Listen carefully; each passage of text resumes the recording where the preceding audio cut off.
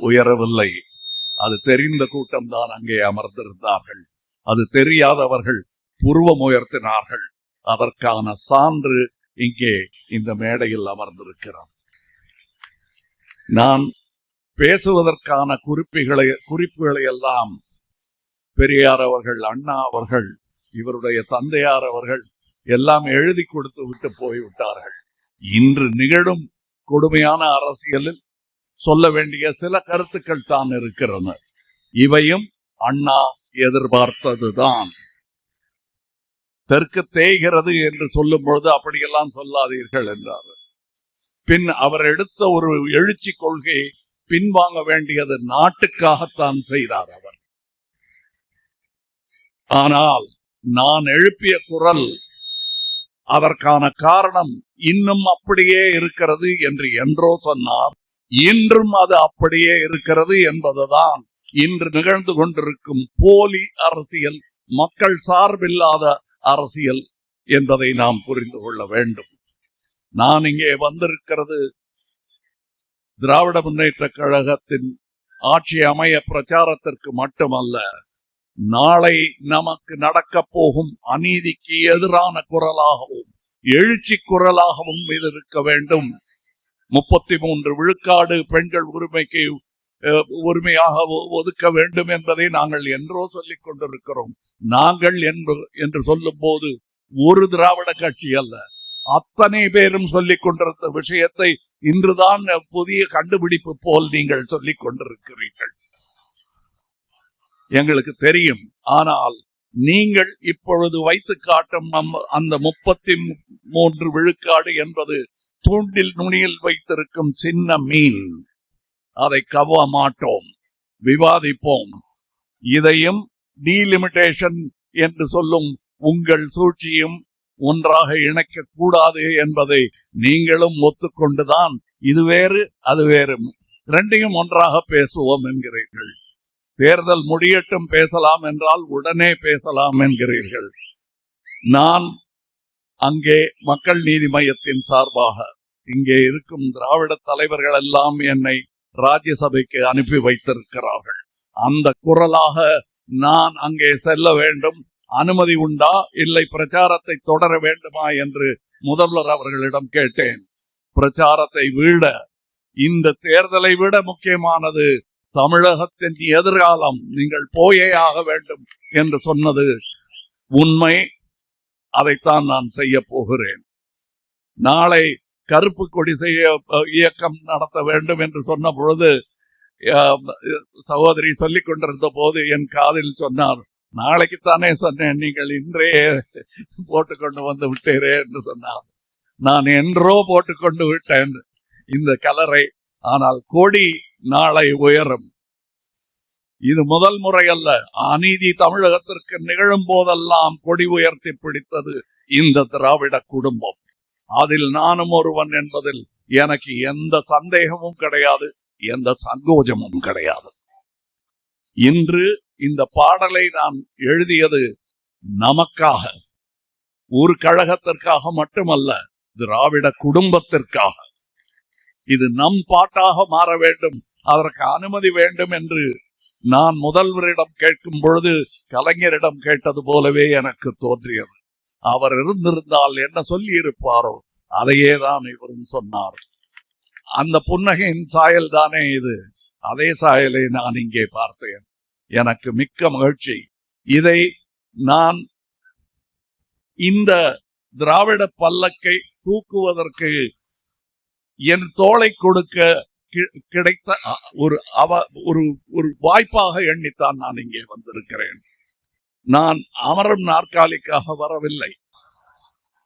இங்கே முதல்வரை 2 கிலோமீட்டர் நடத்தி கூட்டிட்டு வரீங்களே, அது நியாயமா பாருங்க அப்படின்னு. அவருக்கு இன்னும் 10 நாள் வேலை இருக்குன்னு நானும் கொஞ்சம் சந்தேகப்பட்டேன். அப்புறம் யோசிச்சேன், நாட்டையே நடத்தி கொண்டு இருக்கிறார், தமிழ்நாட்டையே 365 நாளும் டெய்லி காலையில நடந்துகிட்டு இருக்காரு. அவருக்காக பதற வேண்டாம், தமிழகத்திற்காக பதற வேண்டிய நேரம் இது. அதற்காக குரல் கொடுக்க வேண்டிய நேரம் இது. ஒரே ஒரு சின்ன கருத்தை சொல்லிக்கொண்டு முதல்வர் பேசுவதற்கும் அடுத்த பிரச்சார கூட்டத்திற்கு போவதற்கும் தாமதமாகிவிடக் கூடாது என்பதற்காக சொல்லுகிறேன். இந்த 33 விழுக்காடு எனும் இந்த தூண்டில் சின்ன மீனை இங்கு சொல்லி புரிய வைத்து விடலாம். ஆனால் இந்த கல்வியறிவு உத்தரப்பிரதேசத்தில் கிடையாது, வேறு எங்குமே கிடையாது என்பதுதான் சரித்திரமும் கணக்கும் டாட்டாவும் சொல்லுகிறது. இவர்கள் அறிவித்த நலத்திட்டங்களின் மூலம் 34 விழுக்காடு பெண்கள் கல்வியில் சேருவது அதிகரித்திருக்கிறது என்பதுதான் உண்மை. அது நாட்டிலேயே இங்குதான் நடக்கிறது என்பதுதான் உண்மை. இங்கு உங்களுக்கு சொல்லி புரிய வைத்து விடலாம். கல்வி அறிவு இங்கே அதிகம், ஆனால் அது இல்லாத பல மாநிலங்கள் இருக்கின்றன. அவைகளுக்கும் சேர்த்து குரல் கொடுப்பது தமிழகம், தமிழ்நாடு என்பதை நாளை சரித்திரம் சொல்லும். இன்று எப்படி நமக்கு பல துறைகளில் நாம் முதலிடம் வகிக்கிறோம் என்ற அந்த உண்மையை கசந்தாலும் அவர்கள் ஒத்துக்கொள்ள வேண்டிய நிலைமை இன்று இருக்கிறது. நான் இந்த பாடலில் வரும் வரிகளை நீங்கள் உற்று கேளுங்கள், தெளிவாக செவிசாயுங்கள். உங்கள் வீடு வந்து அடையும். அதற்காக எழுதப்பட்ட பாடல். உங்கள் வீடு தேடி வரும் அந்த பாடல். அதன் வரிகளை நீங்கள் பார்த்தால் என் கோபம் புரியும்.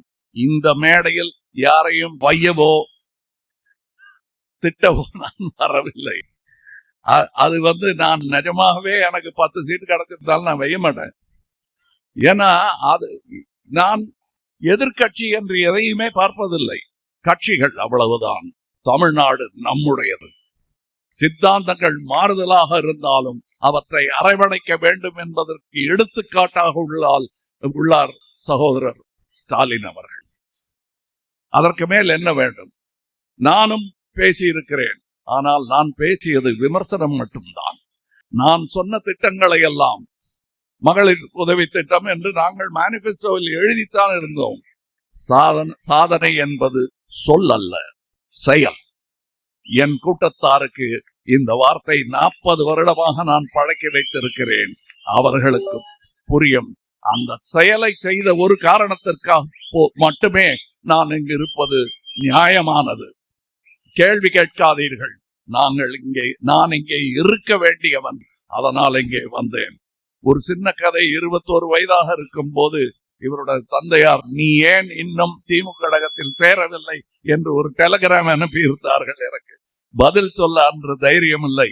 இன்று நான் இந்த குடும்பத்தில் சேர்ந்து விட்டேன் என்பதுதான் உண்மை.